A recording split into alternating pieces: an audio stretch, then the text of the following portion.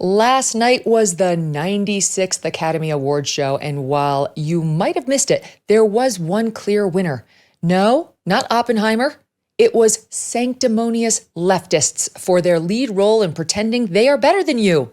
Several people shared in this achievement. Winner number one, Jimmy Kimmel. For the fourth time, Kimmel hosted the Oscars before an adoring crowd of Hollywood stars who laughed and curried favor with the man who wore blackface so many times he's second only to Justin Trudeau in his fondness for the practice. Yes, some of the very same celebrities who wanted you to believe they were horrified after yours truly said in 2018 that people used to don dark makeup in order to imitate well-known black celebrities and it wasn't a big deal. Absolutely ate up the performance by Hollywood darling Mr. Kimmel, whose blackface costumes included his oft-repeated bit as basketball star Karl Malone. Now, Karl Malone never seen no flying saucer himself, but if he do, that's going to be a spooky time. And let's not forget Oprah in a fat suit. 15 minutes a day is all you need to get your heart rate up to where... Please, Miss Oprah, you're crushing my... Sorry, Miss Oprah. In truth, the Academy Awards show, though it's since gone on to lecture us incessantly about the importance of racial equity, has long been a promoter of celebrity blackface. The 2012 Oscars ceremony featured actor Billy Crystal in blackface, announcing a Best Picture nominee. Billy, is Biebs the young Sinatra or my nuts? Oh, Sammy, stop it. You're my man. This guy. Peace out. All right, have fun storming the Fuhrer. All right, good luck, Pop. Just a few years before that, Robert Downey Jr. was honored with a Best Supporting Actor nomination for the film Tropic Thunder, in which Downey Jr. famously wore, you guessed it, blackface, while donning an afro and attending, quote, Ebonics vocal training. He won last night for Oppenheimer. Congrats! Obviously, Kimmel's love of blackface was not a deal breaker for ABC, which already employs him as a late-night host, and which, in addition to its many blackface awards shows, also produced and promoted many shows and stars in blackface. It appears the real sin with blackface, you see, is talking about how standards on it have changed, not actually wearing it. You can still win Oscars and host the Oscars after doing that. Winner number two of the sanctimonious leftists pretending they are better than you award, Robert De Niro. Congratulations, sir. Another Oscar for the iconic actor who, now 80, appeared on Bill Maher over the weekend and had some choice words about Donald Trump. The guy is a total monster. And anybody, I don't understand it. I guess they get behind that kind of logic. They want to fuck with people, screw them, because they're unhappy about something. I never play him as an actor because I can't see any good in him. Nothing at all. Nothing redeemable in him. He's a sociopathic, psychopathic, malignant narcissist. He's got to be stopped. Wouldn't ever play someone that despicable, and who could blame him? That could be tough for an actor to play such a hateful man. Someone like, I don't know, like Bernie Madoff, say, a guy who stole $65 billion from nuns and Holocaust survivors like Elie Wiesel and was sentenced to 150 years in prison. Who would play him? There are no investments. What are you talking about? Of course there are investments. I made them up. They're on every statement. I made them up. I've seen the trades. They're fake. All fake. Basically just a big Ponzi scheme. Oh, well, that was white collar. Maybe he draws the line at the really bad criminals.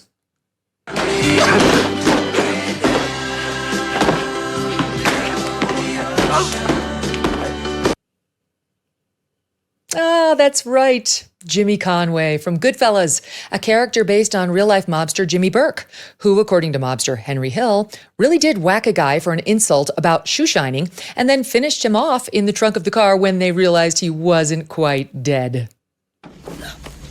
No. Still alive. No. Fucking piece of shit. Die. Don't die. Look at me. Look at my fucking eyes. Die.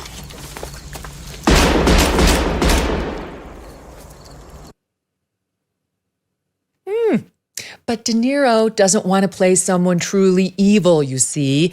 At least not a certain someone. Maybe Jimmy was a Democrat. By the way, De Niro is also very upset that Donald Trump is an alleged racist. Wonder if he pulled Jimmy Kimmel aside last night and asked him to atone for his blackface-loving past. Our final Oscar for sanctimonious leftists pretending they are better than you is a dark horse contender when you consider he's not even an actor. George Stephanopoulos. Yes, another ABCer. The lifelong Democrat took to his Sunday show yesterday and decided to really press Republican and Trump endorser Nancy Mace on how on earth she can support a guy who's been found liable of sexual assault, especially when, as he pointed out to Mace, she is a rape survivor. It's such an opportunity when you can use a woman's rape against her. Watch. Our next guest is South Carolina Congresswoman Nancy Mace, a Donald Trump supporter who gave candid and courageous testimony about her own experience as a rape victim weeks before launching her run for Congress in 2019. From some of us who've been raped, it can take 25 years to get up the courage and talk about being a victim of rape. How do you square your endorsement of Donald Trump with the testimony we just saw? It's a shame that you will never feel, George, and I'm not going to sit here on your show and be asked a question meant to shame me about another potential rape victim. I'm not. You've endorsed Donald Trump for president. Right. Donald Trump has been found liable for rape by a jury. It was not a criminal court case, number one. Number two, I live with shame. And you're asking me a question about my political choices, trying to shame me as a rape victim, and I find it disgusting. I'm not trying to shame you. You are. I'm just asking. And I find it offensive, and this is why women won't come forward. Women won't come forward because they're defamed by those who perpetrate rape. Today. I'm asking you a very simple question. And I answered it. You're shaming me for my political choices. I'm asking you a question about why you endorse someone who's been found liable for rape. It was not a criminal court. And by the way, she joked about the judgment and what she was going to do with all that money, and I find that offensive. How is the question asking you about a presidential candidate who's You're been asking a rape victim. And you're you've courageously talked about that. Because I've been raped. I think that's disgusting. No, I'm questioning your political choices because you're supporting shaming me. You're someone who's been found liable for rape. Exactly, you're not answering the question. I think it's disgusting.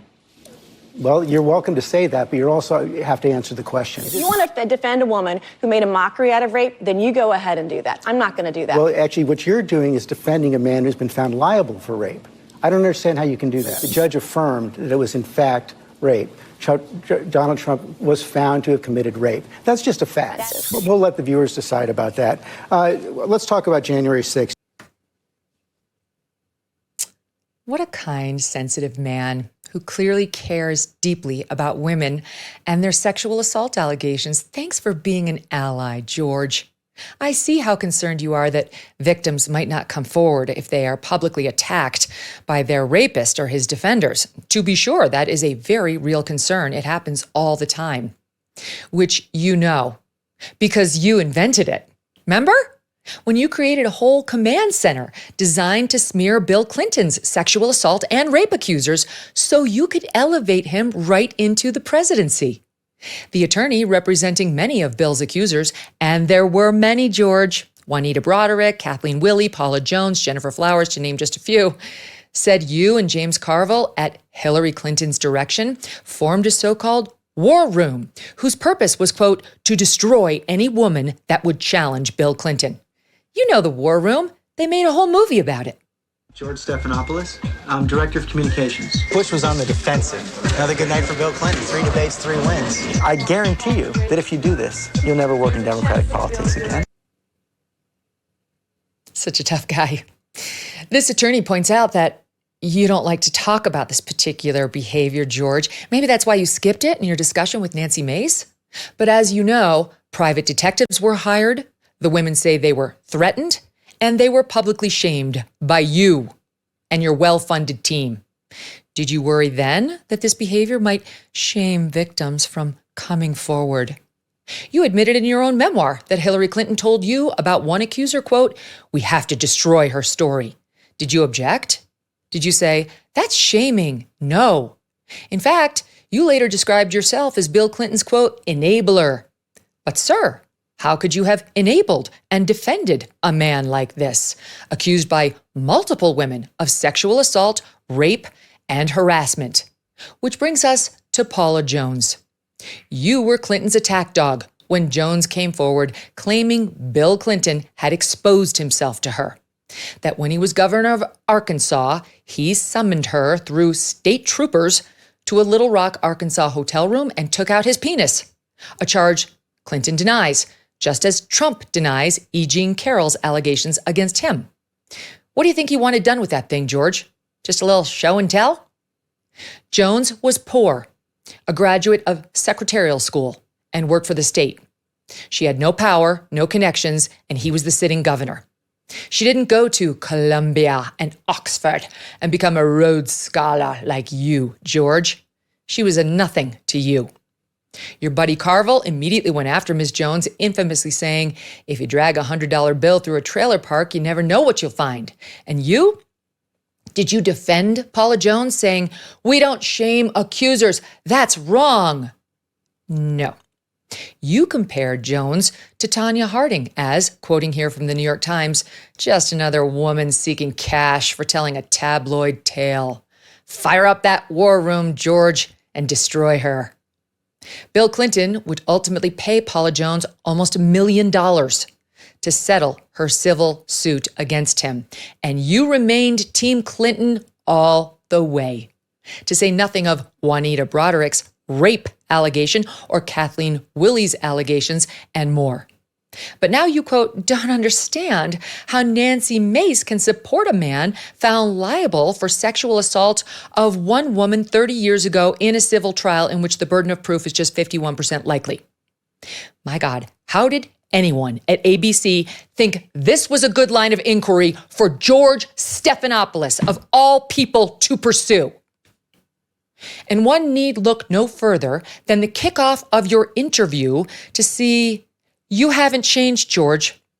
Who told you that the thing to do with a rape survivor is to casually begin the interview with her own testimonial about her rape and then immediately attack her? Most people showing this whole exchange that happened on your show on Sunday are not showing the fact that you started the whole thing by bringing up Mace's rape when she was just 16 years old. They're making it look like Nancy Mace brought it up to deflect your question. In fact, you shoved it in her face and demanded that she explain how she could still support Trump. How dare you? She was right. You were out of line. You were offensive. Especially when the other guy, you know, your guy, Joe Biden, has been accused of rape as well, George. Trust me, I know. I interviewed his alleged victim. Maybe you missed it because ABC, where you are and were the chief political correspondent, was the only network not to acknowledge or run a single soundbite from our blockbuster interview when it hit and made international headlines. I guess Tara Reid to you didn't matter. Like Tanya Harding and Paula Jones. Just another wrong side of the tracks woman, easily dismissed from you and your ivory tower, George. And you did ignore her. And then you got rewarded with an exclusive sit-down with Joe Biden, whom you undoubtedly went on to vote for. How could you? Yes, hypocrisy is alive and well amongst these sanctimonious leftists. From Kimmel to Niro to Stephanopoulos, they want you to believe they're better than you, more virtuous, more decent. But we all know the truth. They lie. They sin. They do the very things they accuse you of and the things they say they would never do. Evil things. Like try to destroy people based on feigned outrage from which they spare their own side. Or playing politics with a woman's rape. The GOP is capable of hypocrisy too, to be sure. But this weekend, these leftists, best performance in a leading role, bar none. Do you owe back taxes? Pandemic relief is now over.